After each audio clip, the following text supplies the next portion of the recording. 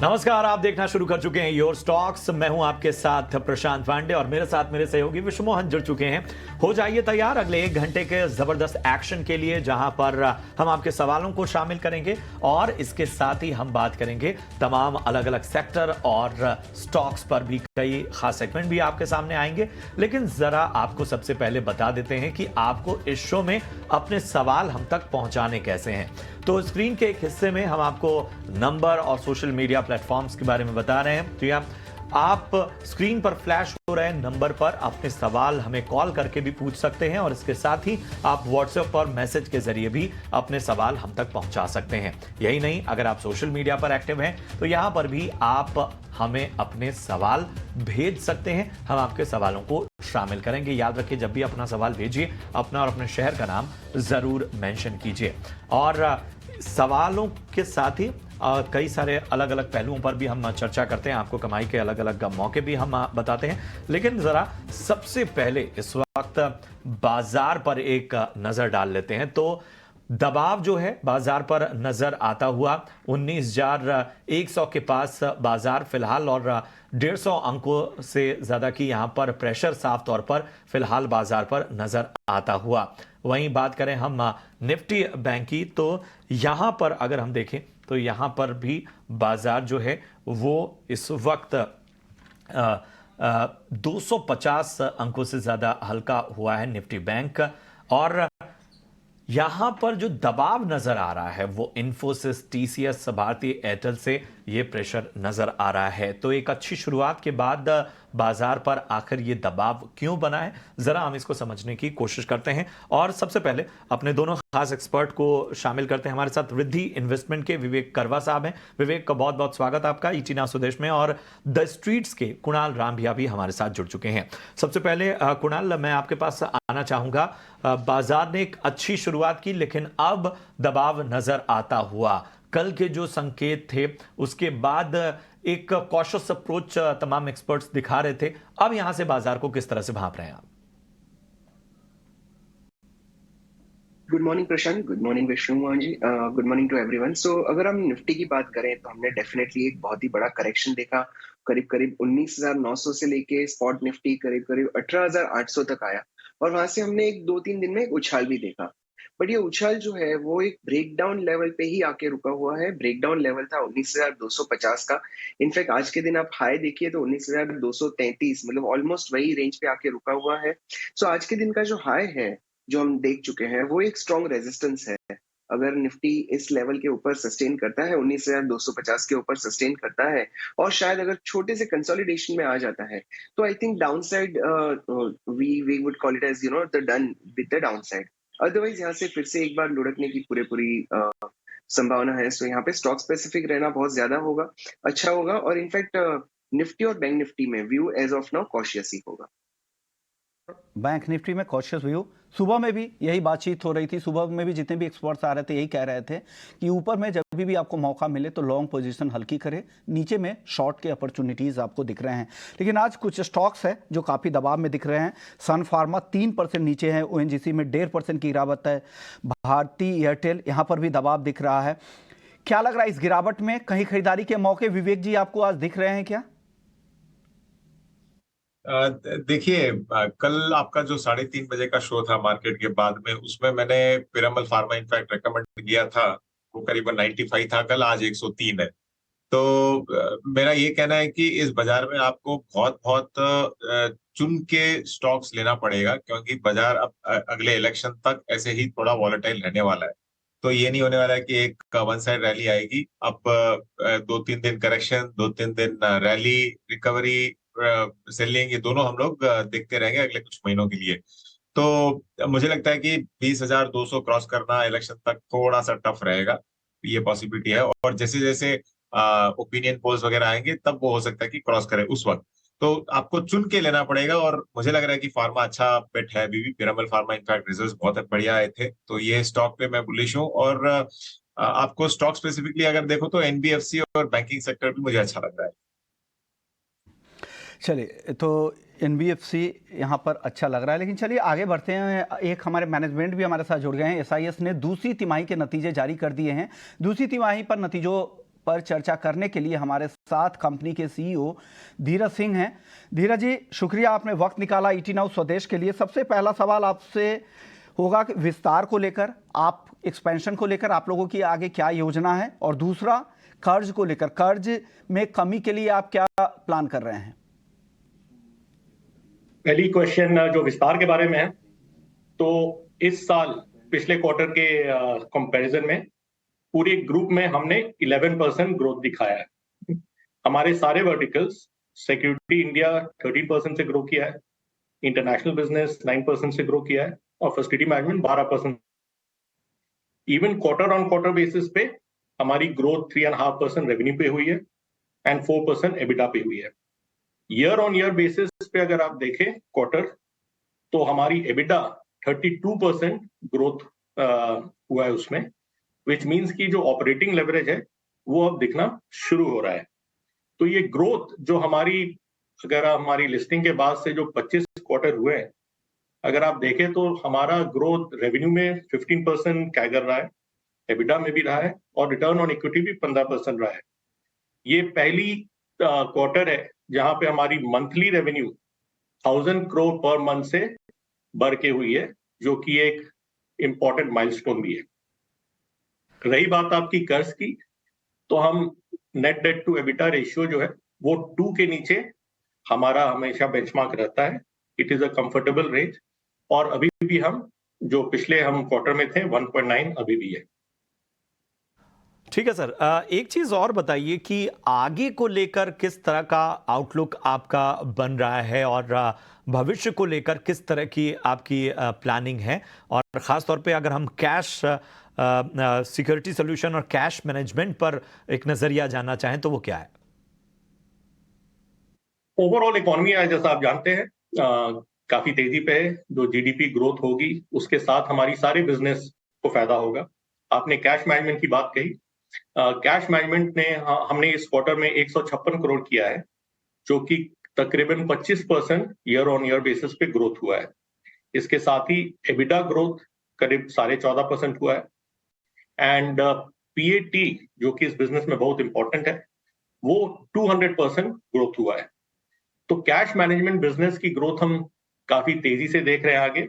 साथ ही साथ हम उसमें अपने सॉल्यूशंस बेस्ड सर्विसेज जो है बैंकिंग सेक्टर के, उस पर फोकस कर रहे हैं, और ये आगे जाके हमें काफी फायदा देगा, और किसी टाइम पे हम इसे वैल्यू अनलॉकिंग भी करेंगे। सिक्योरिटी बिजनेस में हम ऑलरेडी सबसे लार्ज है इंडिया में, जो हमारी सेकेंड लार्जेस्ट कंपटीटर है उससे हम करीब 30% हाइयर है। ये मार्केट लीडरशिप का हमें फायदा रहेगा, और मार्केट शेयर अभी और बढ़ सकता है, काफी बढ़ सकता है। ऑस्ट्रेलिया में हमारी मार्केट शेयर 20% है, इंडिया में अभी वहां तक जाने में अभी काफी समय है। तो मार्केट ग्रोथ होगा, उसके साथ साथ हमारी मार्केट शेयर की ग्रोथ होगी, और ये दोनों मिलके अभी हम ग्रोथ जो हम पिछले कई सालों से कर रहे हैं, हमें अगले कई सालों तक वही ग्रोथ दिख रहा है। जी, एक और सवाल मेरे मन में ये आ रहा है कि टेक्नोलॉजी का आप ऑपरेशन को बेहतर करने के लिए कैसे इस्तेमाल कर रहे हैं, और ऐसे कौन से की ट्रेंड्स आपको इंडियन लॉजिस्टिक मार्केट में दिख रहे हैं जो पूरी इंडस्ट्री को भी और खास करके एसआईएस को सपोर्ट करने वाले आगे चलकर? टेक्नोलॉजी हर एक इंडस्ट्री को इम्पैक्ट कर रही है, और हमारे इंडस्ट्री में भी, हमारे इंटरनल ऑपरेशंस हो या क्लाइंट फेसिंग ऑपरेशंस हो, तो हमारी जो बिजनेस है टेक एसआईएस वी प्रोटेक्ट, जो ई सर्विलेंस कंपनी है, वो हम 5 साल पहले शुरू किए थे, और आज इंडिया की मार्केट लीडर हो चुकी है। करीब 20,000 साइट्स जो बैंक के सारे एटीएम्स हैं, ब्रांचेस हैं, उसको हम सेंट्रलाइज गुड़गांव ऑफिस में एक सेंट्रल मॉनिटरिंग सेंटर के द्वारा हम उसको मैनेज करते हैं, और जहां भी अलर्ट होता है वहां पे हम अपनी रेस्पॉन्स टीम को तुरंत भेजते हैं। इंटरनल हमारी ऑपरेशंस भी हम, जैसे इस क्वार्टर में हमने ईआरपी अपना नया उस पे कोर जो है उसको इंस्टॉल किया है, लगाया है। ये हमारी 3x स्केल जो है बिजनेस की, विद 3x स्पीड, उसको ये केटर करेगी, और ये आगे के लिए काफी हम अभी से स्टेप्स ले रहे हैं। तो जैसे हमने कहा, internal operations as well as external technology का हम सहारा लेते रहे हैं और लेते रहेंगे। शुक्रिया धीरज जी, आपने वक्त दिया ईटी नाउ स्वदेश को, बताया कि आगे आपके प्लान्स क्या है, कर्ज घटाने के लिए क्या तैयारी चल रही है, क्या एक्सपेंशन की योजना है। आपको आने वाली क्वार्टर्स के लिए बहुत बहुत शुभकामनाएं सर। चलिए आगे बढ़ते हैं, हमारे साथ विवेक जी भी है। विवेक जी, एसआईएस पर आपका आउटलुक क्या है, क्या लग रहा है आगे, किस तरह के ट्रेंड यहाँ पर दिख रहे हैं, और इन्वेस्टर्स और ट्रेडर्स के लिए क्या सलाह है एसआईएस में? देखिए, काफी क्वार्टर से, इनफैक्ट आप अगर पिछले 10 क्वार्टर से देखोगे तो एसआईएस का जो ऑपरेटिंग प्रॉफिट होता है वो काफी एक फ्लैट, एक स्ट्रेट लाइन में ये आ रहा है, और उसके कारण स्टॉक क्या है कि अंडर परफॉर्म ही कर रहा है बाजार में। आप अगर पिछले 2 या 3 साल का अगर ट्रैक रिकॉर्ड देख लो तो स्टॉक में परफॉर्मेंस ज्यादा नहीं है। हाँ, बाजार इसके लिए मतलब समय दे रहा है कि ये लोग डेट घटाए और इसमें ऑपरेटिंग मार्जिन बेटर आए आगे चल के, और जैसे मैनेजमेंट कह रहे हैं वैसे अगर होता है फ्यूचर में तो हो सकता है कि स्टॉक मूवमेंट दे। तो फिलहाल तो अवॉइड का ही सलाह रहेगा, क्योंकि कितने क्वार्टर और लगेंगे ये कहना बहुत मुश्किल है, और ट्रेंड वाइज तो मुझे लग नहीं रहा है कि इसमें अभी एंट्री करनी चाहिए। अभी फिलहाल यहाँ पर एंट्री की सलाह नहीं है विवेक जी की। को शामिल करते हैं, पहले कॉलर को जोड़ते हैं। आशु हैं पंचकुला से, और गुड मॉर्निंग आशु, पूछें अपना सवाल। नमस्कार सर, कैसे हैं सर? बस बढ़िया, आप बताएं क्या जानना चाहते हैं आप? सर मेरे पास सीडीएसएल के हैं, 1155 रुपए पे लिए हैं मैंने, 85 शेयर्स हैं मेरे पास। तो लॉन्ग टाइम के लिए है, कोई जल्दी वाला बेचने का, ऐसे शेयर बेचने का मतलब ही नहीं होता सर। जी जी जी बिल्कुल। चलिए इस पे एक नजरिया आपको हम दिलाते हैं। विवेक आप ही बताइए, सीडीएसएल अच्छे लेवल पे एंट्री इन्होंने ली है, फिलहाल लॉन्ग टर्म नजरिया चाहते हैं। देखिए प्रशांत, पिछले 5 साल से ये करीबन 20-21% आपको रिटर्न दे रहा है कंपनी। दूसरी चीज, इसका जो रिटर्न ऑन इक्विटी है वो करीबन 26% है। कंपनी में कर्जा कोई नहीं है, और खाली एक ही लिस्टेड डिपॉजिटरी है जो सबको, मतलब आज मेजॉरिटी अकाउंट होल्डिंग इधर ही खुलता है जो डीमैट है। और जो पार्टिसिपेशन इंडिया का है 144 करोड़ लोगों में से करीबन 8-9 करोड़ ही आज शेयर बाजार में निवेश कर रहे हैं। और आगे चल के आपने कल या परसों न्यूज भी देखा होगा कि आगे चल के जो बड़ी प्राइवेट कंपनीज है इनका भी शेयर होल्डिंग आपको कंपल्सरीली डीमैट करना पड़ेगा करके ये सरकार का नियम आने वाला है।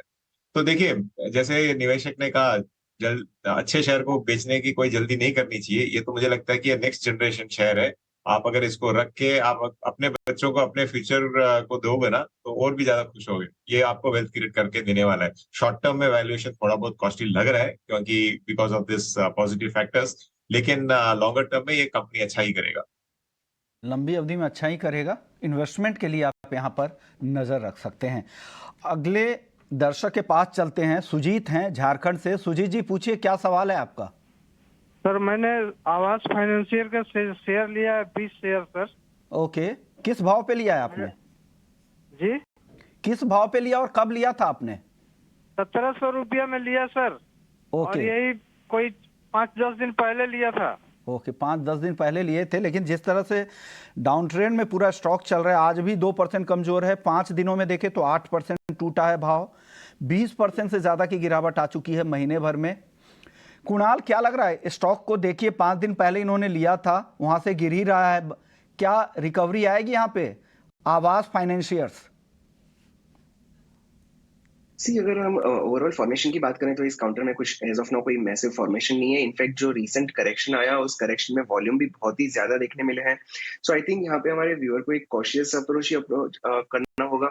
अगर कंफर्टेबल है तो एक बार इस काउंटर से निकल जाए, बिकॉज मुझे इस काउंटर के चार्ट में कहीं भी कुछ पॉजिटिविटी एज ऑफ नाउ लग नहीं रही है। इनफैक्ट सपोर्ट की बात करें तो भी यहाँ पे कहीं सपोर्ट नहीं दिख रहा है। सो अगर I mean on a dead cat bounce probably यहाँ पे एक एग्जिट लेने की सलाह बनेगी। और इसके सामने अगर कोई अच्छा काउंटर लेना हो तो मुझे सिटी यूनियन बैंक इस लेवल पे बहुत ही अच्छा लग रहा है, बिकॉज फाइनेंशियल्स की बात चल रही है तो इसलिए मैं ये रेकमेंड कर रहा हूँ। City union bank present level पे बहुत ही अच्छा लग रहा है। आई थिंक 131 के स्टॉप लॉस से इसमें बाइंग की जा सकती है। 150 तक के लेवल्स हम इसमें एक्सपेक्ट भी कर सकते हैं। तो आपको यहां पर सिटी यूनियन बैंक में निवेश करने की सलाह, यहां पर एंट्री करने की सलाह मिलती हुई। चलिए बढ़ते हैं आगे, अगले कॉलर को जोड़ते हैं। विपिन है देहरादून से, और इनके पास आईओसी के 1500 शेयर हैं, 80 रुपए के भाव पे इन्होंने स्टॉक में एंट्री की है। विवेक जरा बताएं, जरा विपिन हमारे साथ लाइव जुड़े हुए हैं। विपिन, गुड मॉर्निंग, पूछें अपना सवाल। वैसे तो हमने आपका सवाल लिया है, और कुछ भी जानना चाहते हैं आप? लंबी अवधि का निवेश है या आप शॉर्ट टर्म का नजरिया चाहते हैं? नहीं, लॉन्ग टर्म में। जी हेलो जी जी। केस में जो है आप 50% एग्जिट कर ले या कंटिन्यू रहने दें? ठीक है ठीक है, और चलिए इसका राइट इशू आना था, वो आ रहा है क्या? ठीक है ठीक है। विवेक, जरा बताएं आईओसी में क्या करना चाहिए? लंबी अवधि के निवेशक हैं, 80 रुपए पे इन्होंने एंट्री ली है। देखिए, राइट्स इशू आएगा नहीं आएगा वो तो कंपनी बाद में बताएगी, लेकिन फंडामेंटली आप अगर देखो, इसमें इशू ये है कि क्रूड उबाल पे है, और आगे चल के क्रूड का क्या होगा ये भगवान ही बोले। मेरे को तो मालूम नहीं और किसी को भी नहीं मालूम है। कोई अगर बोल दे कि हाँ ऐसा ही होगा तो बहुत इंटेलिजेंट आदमी होगा, क्योंकि ये जो गाजा और इसराइल में हो रहा है, इसके कारण क्रूड में कभी भी उछाल आ सकता है, डिप भी आ सकता है, कुछ पता नहीं है क्या होने वाला है। तो स्टॉक देखिए, फंडामेंटली आप अगर वैल्यूएशन वाइज देखो तो बहुत सस्ता है, लेकिन ये आपको मूवमेंट कभी नहीं देता है। और ये जो रिस्क है, जियो पॉलिटिकल रिस्क, बहुत बड़ा एक फैक्टर है इस स्टॉक पे हावी हो सकता है आगे चल के। तो अवॉइड की ही सलाह रहेगी। और सब कुछ अच्छे होते हुए भी मैं ऐसे स्टॉक को हाथ नहीं लगाऊंगा जहां पे फंडामेंटल्स के अलावा जियोपॉलिटिकल टेंशंस भी देखने पड़ते हैं। तो अवॉइड ही करिए आप इसको, और अगर है भी तो निकल जाइए इससे। ओके, अवॉइड करने की सलाह, क्योंकि जिस तरह का सिनेरियो अभी चल रहा है, क्रूड ऑयल की दशा दिशा क्या होगी, और ऑयल मार्केटिंग कंपनी है तो डेफिनेटली ये एक चिंता का विषय है। और क्रूड, जिस तरह से वर्ल्ड बैंक की भी रिपोर्ट आई है कि वॉर्स के सिनेरियो में $157 तक भी जा सकता है। हालांकि उन्होंने ये भी कहा कि जो चौथी तिमाही में जो लेवल होगा, क्रूड का जो औसत लेवल होगा वो $90 के आसपास का होगा। चलिए अगले दर्शक का सवाल ले लेते हैं। इन्होंने सवाल भेजे हैं, आर्यन सोनकर हैं एमपी से। इंडियन रेलवे फाइनेंस कॉर्पोरेशन के 500 शेयर है इनके पास, 71 रुपए 80 पैसे के भाव पर। कुणाल जी, क्या करना चाहिए इनको? विष्णु मोहन जी, अगर इस काउंटर को देखें तो इसमें रैली तो बहुत ही अच्छी हमने देखी, बट इनफैक्ट सितंबर से लेके अब तक ऑलमोस्ट 2 महीने हो गए काउंटर साइडवेज कंसोलिडेशन में है। और इसके अगर सपोर्ट की बात करें तो 67 का सपोर्ट आता है और रेजिस्टेंस अराउंड 80 लेवल्स का है। काउंटर इसी के बीच में कंसोलिडेट कर रहा है। अगर थोड़ी होल्डिंग कैपेसिटी हो तो डेफिनेटली इस काउंटर में बने रह सकते हैं, बिकॉज साइडवेज कंसोलिडेशन के बाद एक पॉजिटिव रुझान शुरू होने की पूरी आशंका है। सो 67 के स्टॉप लॉस से इस काउंटर में बने रह सकते हैं। और इसमें अगर ब्रेकआउट की बात करें तो 81 का ब्रेकआउट है। 81 के ऊपर आई थिंक हमें 95 तक के लेवल्स फिर से हमें देखने मिल सकते हैं। ओके, यानी 85 के ऊपर जाता है तो ब्रेकआउट लेवल है, तो ऊपर 95 तक भी जा सकता है। लेकिन इस ट्रेड में आपको 67 का स्टॉप लॉस भी जरूर ध्यान में रखिएगा। चलिए आगे बढ़ाते हैं। संजीव बंसल हैं चंडीगढ़ से, जिन्होंने अपना सवाल हम तक पहुंचाया है। इनका सवाल बीएसई लिमिटेड पे है। 50 शेयर इनके पास हैं, 1180 के भाव पे इन्होंने स्टॉक में एंट्री की है। चलिए इस पर एक राय लेते हैं। बताएं कुणाल, क्या करना चाहिए बीएसई लिमिटेड में? प्रशांत जी, अगर हम फॉर्मेशन की बात करें तो ये तो एक बहुत ही बढ़िया ट्रेंडिंग काउंटर है। इनफैक्ट एक्सट्रीम लो लेवल की बात करें तो मार्च 23 में ये काउंटर 450 पे था और एज ऑफ नाउ 1950 लेवल पे चल रहा है और ट्रेंड अभी भी बरकरार है। सो डेफिनेटली ये ट्रेंड कब तक चलेगा वो बताना मुश्किल है, बट यहाँ पे एक सिंपल रणनीति हम ये अडॉप्ट कर सकते हैं कि ट्रेलिंग स्टॉप लॉस लगा दीजिए और ये काउंटर को रन होने दीजिए। शायद अगर साइडवेज कंसोलिडेशन में आता है तो ट्रेलिंग स्टॉप लॉस हम ट्रेल करके एक नया लगा देंगे स्टॉप लॉस, बट तब तक इस काउंटर में बने रह सकते हैं। एज ऑफ नाउ 1600 का सपोर्ट है जो हमें ध्यान में रखना होगा। जब तक ये काउंटर 1600 के ऊपर है तब तक इस काउंटर में डेफिनेटली बने रहने की सलाह है। ठीक है, तो इस स्टॉक में बने रहने की आपको सलाह मिलती हुई। बढ़ते हैं आगे, अगले कॉलर को जोड़ते हैं। शंकर हैं बिहार से। शंकर जी नमस्कार, बिहार में कहां से बात कर रहे हैं पहले तो ये बताइए और उसके बाद अपना सवाल पूछिए। मैं लखीसराय डिस्ट्रिक्ट से बात कर रहा हूँ जी। Very good morning. Good morning, पूछे अपना सवाल। जी, मेरा सवाल है कि मैंने 50 शेयर जियो फाइनेंस का खरीदा है 224 के भाव पे। ये कब तक मेरे भाव आ जाएंगे? ऐसे मैं लॉन्ग टर्म होल्ड कर सकता हूँ? ठीक है, चलिए आपको एक बेहतर राय हम दिलवाते हैं। विवेक बताएं, जियो फाइनेंशियल 224 के भाव पे इन्होंने एंट्री ली है, जानना चाहते हैं कि लॉन्ग टर्म नजरिया क्या है? देखिए, ऐसे डिस्क्लोजर मेरे पर्सनल होल्डिंग में भी है और मुझे लगता है कि स्टॉक यहाँ से अच्छा करेगा। और एक और बाकी तो देखिए काफी क्या करने वाली है कंपनी, डीएसपी के साथ करार करेगी, इंश्योरेंस में आएगी, वो क्रेडिट कार्ड इश्यू करने वाली है, काफी न्यूज़ आ रही है बाहर। लेकिन मुझे लगता है कि अगले कुछ महीनों में एक आइडिया लग जाएगा कि कंपनी क्या करने वाली है। पहली चीज, सबसे बड़ा फैक्टर ये है आज कि इस गिरावट के बाद में जो प्रमोटर ग्रुप है वो लगातार इस स्क्रिप्ट में खुद का पैसा निवेश कर रहे हैं, तो ये आपको कॉन्फिडेंस कर जाता है कि आगे चल के स्टॉक अच्छा करेगा। तो 224 आपका बहुत दूर नहीं है, मेरे हिसाब से ये आपको वापस 250 के ऊपर भी दिखाएगा और लॉन्गर टर्म में 300 भी दिखाएगा। तो डेफिनेटली एक बाई कॉल दूंगा मैं इस पे, और आपको रखना चाहिए, और ऐसे डिस्क्लोजर मेरे पास है, तो मैं तो बुलिश हूँ इस पे। तो ये नजरिया आपको यहां पर बने रहने की सलाह, बेहतर संकेत आने वाले वक्त में आपको मिलेंगे। चलिए अब सवालों के सिलसिले को थोड़ा हम यहां ब्रेक देंगे और आज बता दें हुनासा आईपीओ आज से खुल गया है। कंपनी की आगे की योजना को लेकर विस्तार से चर्चा के लिए हमारे साथ जुड़ गया है कंपनी का मैनेजमेंट। हमारे साथ इस वक्त हैं हुनासा कंज्यूमर की सीआईओ गजल अलग जी। गजल, बहुत बहुत स्वागत है आपका ईटीना स्वदेश में। और उसके साथ हैं सीएफओ रमनप्रीत सोही जी। रमनप्रीत, आपका भी बहुत बहुत स्वागत। और तैयारी काफ़ी है, बहुत सारी चीज़ें हैं। पहले तो जो ये पहल है उसके लिए बहुत सारी शुभकामनाएं आपको। मेरा पहला सवाल यही है कि जो ग्रोथ की रफ्तार है उसे बरकरार रखने के लिए क्या गजल तैयारी है, और अगर हम इसकी तुलना इंडस्ट्री से करें और आपके पेयर्स से करें तो किस तरह से देख रहे हैं पूरे बिजनेस को? जी, बहुत बहुत शुक्रिया हमें शो पे लाने के लिए, and thank you so much for all your good wishes. I think आज का दिन काफी एक्साइटिंग है हमारे लिए। हमने पिछले 6 साल पुरानी है Honasa consumer as a company. हमने 6 साल में 6 ब्रांड्स बनाए हैं। मामाअर्थ जो है सबसे बड़ा ब्रांड है, फास्टेस्ट 1000 करोड़ ब्रांड भी है। इसके अलावा हमने डर्माको बनाया है जो कि 300 करोड़ ARR पे है।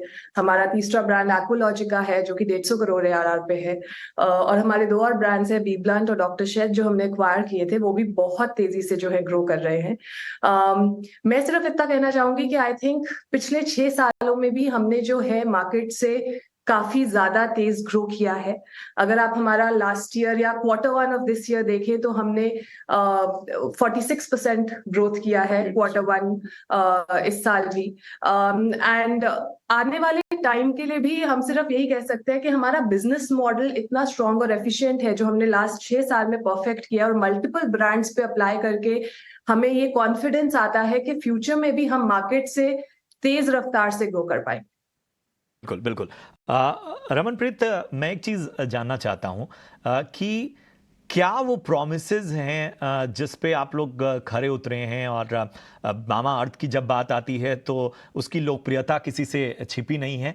लेकिन एक पहलू ये भी है कि जो विज्ञापन पे खर्च है, एड्स पे जो खर्च है, वो हम देखते हैं कि तुलनात्मक रूप से बहुत ज़्यादा है। कोई ख़ास उद्देश्य इसका, कोई ख़ास वजह इसकी, और पूरी तरह से मतलब जो एक प्रॉमिस है उसे अब नए दायरे में आप किस तरह से लेके जा रहे हैं? हाँ जी, जरूर। एक चीज मैं बताना चाहूंगा कि अब जैसे गजल ने बताया कि हम 6 साल पुरानी कंपनी है, और इनफैक्ट मामाअर्थ 6 साल पुराना ब्रांड है, और बाकी जो हमारे 5 ब्रांड हैं वो शायद 2 साल या कुछ 1 साल पुराने ब्रांड है। तो अब जो हमारा एड स्पेंड जिसकी आप बात कर रहे हैं वो इन सारे ब्रांड्स को मिला के है, राइट। और उसमें भी अगर आप देखिए हमारा पहले स्पेंड 41% होता था, अभी पिछले 2 साल में हमने उसको 35% पे ले आए हैं। इसका मतलब यही है कि जैसे जैसे हमारे ब्रांड स्केल किए हैं, ग्रो किए हैं, मामाअर्थ भी ग्रो किया है, या हमारे नए ब्रांड भी ग्रो किए हैं, ये हम बेटर एफिशिएंसी पे आए हैं। तो हमारा A&P स्पेंड जैसे जैसे ये ब्रांड ग्रो किए हैं कम हुआ है, राइट। और इस दौरान हम नई मार्केट्स में गए हैं, मतलब इंडिया में हम नए ज्योग्राफीज में गए हैं, हमारा डिस्ट्रीब्यूशन एक्सपेंशन हुआ है, हम ऑमनी चैनल डिस्ट्रीब्यूशन है, हम ऑनलाइन में भी काफी स्केल किया है हमने बिजनेस को, ब्रांड्स को, और हम ऑफलाइन में मामाअर्थ के थ्रू ऑफलाइन में भी बहुत हमने एक्सपेंड किया है। तो इसका उद्देश्य यही है कि हम नए ब्रांड में इन्वेस्ट कर रहे हैं ताकि वो मार्केट से शेयर लेते रहें, ग्रो करें। और बट as you know कि नए ब्रांड्स को इन्वेस्ट करना पड़ता है ताकि ज्यादा से ज्यादा लोगों को हमारे ब्रांड और प्रोपोजिशन के बारे में पता चले और कंज्यूमर लव हमें अगले स्केल पे लेके जाता रहे। गजल, मेरा अगला सवाल आपसे होगा। हम ग्रॉस मार्जिन को देखें तो वो 70% की रेंज में बरकरार है। क्या ये लेवल्स जो हैं वो लॉन्गर टर्म के लिए सस्टेनेबल आपको नजर आते हैं? क्या है मैनेजमेंट का नजरिया? देखिए, हम as a company beauty and personal care segment में ऑपरेट करते हैं और हमारी गार्डरेल भी यही है कि हम ब्यूटी और पर्सनल केयर सेगमेंट में ही रहेंगे, चाहे हम नए ब्रांड्स लेके आए जो हमारे एग्जिस्टिंग ब्रांड्स है। एंड ये एक ऐसी कैटेगरी है जिसमें आपको हाईएस्ट ग्रॉस मार्जिन मिलते हैं। पिछले 6 सालों में हमारे ग्रॉस मार्जिन 65 to 70% रेंज में ही रहे हैं एंड फ्यूचर में भी इतने पे ही रहेंगे। बेटर हो सकते हैं, नीचे तो नहीं गिरेंगे। बिल्कुल बिल्कुल। चलिए रमनप्रीत, जरा मुझे ये बताइए कि अब भविष्य को लेकर जो प्लानिंग्स हैं वो क्या हैं? जैसे कि बहुत स्पेसिफिक है कि आप लोग ब्यूटी केयर सेगमेंट में ही रहने वाले हैं, लेकिन किस तरह की जो है वो जो आपके कंज्यूमर हैं उनका नज़रिया बदल रहा है, या आप लोग जो रिसर्च कर रहे हैं या आप जिस तरह की डिमांड देख रहे हैं, क्या वो चीज़ है जो बहुत ज़्यादा जिस पे काम करना अभी बाकी है? चार बड़ी चीजें हैं जिसपे मैनेजमेंट अपना सबसे ज्यादा टाइम और फोकस देगा गोइंग फॉरवर्ड। एक चीज तो बिल्कुल है कि हम अपने ब्रांड्स को बनाते रहेंगे और ब्रांड्स में इन्वेस्ट करते रहेंगे ताकि ज्यादा से ज्यादा कंज्यूमर को हमारे ब्रांड्स के बारे में पता चले एंड हमें ज्यादा से ज्यादा कंज्यूमर का प्यार मिले। दूसरा, हम ऑमनी चैनल डिस्ट्रीब्यूशन है, तो हमारा एक्सक्लूसिव ब्रांड आउटलेट्स है मामाअर्थ के, जो हमने 2 साल पहले स्टार्ट किए थे। अभी हम 85 आउटलेट्स पे हैं, तो उसको भी हम एक्सपैंड करते रहेंगे, फोकस करते रहेंगे, कंज्यूमर को ब्रांड का एक्सपीरियंस मिलता रहे through our exclusive brand outlets. हम अपने एग्जिस्टिंग ब्रांड से सम वाइट स्पेसेस में और ढूंढते रहेंगे, बिकॉज हमें लगता है कुछ ऐसी कैटेगरीज हैं जहां पे अभी हमारे एग्जिस्टिंग ब्रांड्स या कुछ नए ब्रांड अगर हम फ्यूचर में सोचेंगे तो उस वाइट स्पेसेस में हम उस अपॉर्चुनिटी को लेने की कोशिश करेंगे। और ऐसे ही हमारा कुछ कहीं ना कहीं से other important focus for us is कि हम एफिशिएंटली ग्रो करना चाहेंगे। हम चाहेंगे कि हमारे मार्जिन प्रोफाइल है जो इवॉल्व हो रही है उस पर हम फोकस करें, बिकॉज जैसे हमें स्केल नजर आ रहा है, हमें ये भी नजर आ रहा है कि हमारी मार्जिन प्रोफाइल इंप्रूव हो रही है। तो हम अपने स्केल को फोकस करते रहेंगे ताकि वो बढ़ता रहे और मार्जिन प्रोफाइल इवॉल्व होती रहे और इंप्रूव बेटर डायरेक्शन पे जाती रहे। ठीक है गजल, मेरा आखिरी सवाल होगा आपसे वैल्यूएशन को लेके। जो वैल्यूएशन है करंट लेवल्स पे, क्या इसे जायज देख रही हैं आप? क्या नजरिया है इस पे? देखिए, वैल्यूएशन जो है एक नंबर नहीं है, एक्चुअली एक प्रोसेस है जो कि हमने पहली बार पिछले 2-3 हफ्ते में गो थ्रू किया है। इस प्रोसेस में बहुत सारे लोग आपके साथ जुड़ते हैं, बैंकर्स होते हैं, इन्वेस्टमेंट कम्युनिटी होती है। हमने 100+ इन्वेस्टर्स से बात की, आप हमारी एंकर लिस्ट देख सकते हैं। कुछ काफी अच्छे नाम जैसे Capital, Fidelity, Norges, the best of MFs हमारे साथ जुड़े हैं इस जर्नी में। इन सबको हमने अपना बिजनेस मॉडल समझाया, इन सबको हमने बताया कि पिछले 6 साल में कंपनी कैसे बिल्ड हुई है, मॉडल क्या है, और वो मॉडल कैसे हमने बाकी ब्रांड्स पे भी अप्लाई करके उनको जो है बहुत ही तेजी से स्केल किया है। जैसे मैंने बोला कि मतलब पिछले 6 साल में मामाअर्थ ही एक कंपनी है जिसने 4+100 करोड़ ब्रांड बनाए हैं और एक ब्रांड 1000 करोड़ प्लस है जो कि मामाअर्थ है। तो ये सारे लोग इस बिजनेस मॉडल को इवैल्यूएट करते हैं, आगे वाले आने वाली अपॉर्चुनिटीज को समझते हैं, ग्रोथ पोटेंशियल को समझते हैं, और फिर एक नंबर पे अराइव किया जाता है। और वो नंबर पहली बार हमने जो है प्रेजेंट किया है।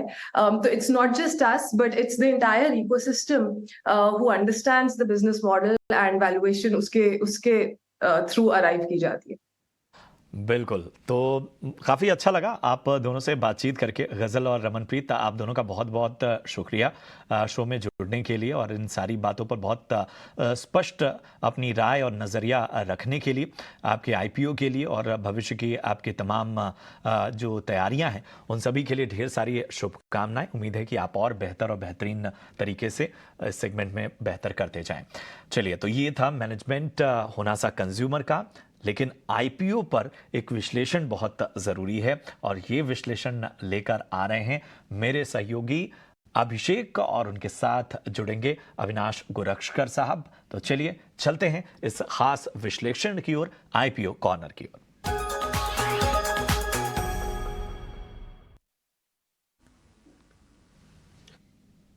आईपीओ कॉर्नर में आपका स्वागत है। आपके साथ मैं हूं अभिषेक और आज हम होनासा कंज्यूमर के आईपीओ की बातचीत करेंगे। आज से ये खुला है और मामा अर्थ जैसा स्ट्रांग ब्रांड इनके पास है। मामा अर्थ की पेरेंट कंपनी होनासा कंज्यूमर, लेकिन कंपनी लगातार हम देख रहे हैं कि घाटा पोस्ट कर रही है, कहीं ना कहीं उसको लेकर सवाल उठते रहे हैं। वैल्यूएशन वाला भी एक फैक्टर है। तो आईपीओ में आपको पैसे लगाने हैं या नहीं लगाने हैं, इसका हम विश्लेषण करेंगे, कारोबार को समझेंगे, आगे पोटेंशियल कितनी है इसको भी हम आज समझने की कोशिश करेंगे। हमारे साथ जुड़ गए हैं बाजार के दिग्गज Avinash Gorakshakar, profit mart security से। अविनाश जी, बहुत शुक्रिया आपका समय देने के लिए। स्वागत है आपका 18 स्वदेश पर। अविनाश जी, ब्रांड रिकॉल मजबूत है, प्रेजेंस अच्छी है, ऑफलाइन की बात करें, ऑनलाइन की बात करें, ये इसके पक्ष में है। लेकिन कहीं ना कहीं हम देख रहे हैं कि कंपनी लगातार घाटा पोस्ट कर रही है। हालांकि अगर हम टॉप लाइन की बात करें, अगर आय की बात करें तो वो ठीक ठाक है, लेकिन घाटे के चलते कहीं ना कहीं ROC, return on capital, impacted होता है।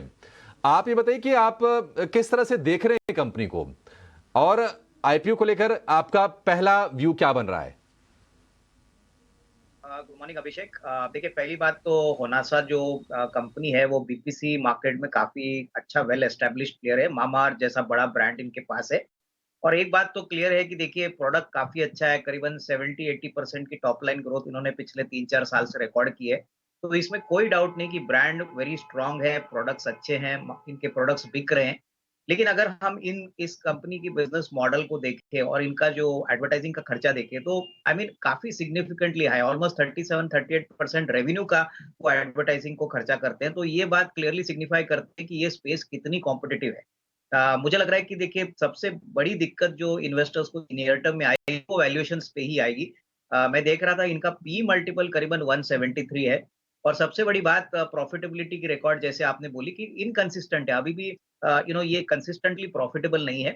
और सबसे बड़ी बात मुझे लग रहा है कि देखिए अगर आईपीओ में किसी को पैसा लगाना है और अगर 1.5-2 साल का नजरिया लेना है तो फिर हम इस आईपीओ को कंसिडर कर सकते हैं। लेकिन अगर किसी को प्योरली लिस्टिंग गेन्स की बात करनी है तो मुझे नहीं लगता है कि ऐसे बाजार में लिस्टिंग गेन्स आपको काफी बड़े आएंगे। हालांकि देखिए बड़े एंकर इन्वेस्टर्स इसमें इन्वेस्टेड है, लेकिन मुझे लग रहा है कि वैल्यूएशंस को देख के, रिस्क रिवॉर्ड को देख के शॉर्ट टर्म में लिस्टिंग गेन्स की कोई बड़ी उम्मीद ना करिए। इसमें बड़ा पैसा 1.5-2 साल के बाद ही बनेगा और वो भी डिपेंड करेगा कि कितना डिलीवरी कंपनी करती है। क्योंकि देखिए नॉर्मली जब हम हाई पी कंपनी को बेट करते हैं ना, कोई भी अर्निंग्स ग्रोथ में डिले आता है या रुकावट आती है तो मार्केट ऐसे कंपनीज को बहुत हेवीली पनिश भी करती है। तो लॉन्गर टर्म के लिए ठीक है, बट शॉर्ट टर्म के लिए मुझे लग रहा है कि कोई बड़ा अपसाइड आना जरा डिफिकल्ट लग रहा है।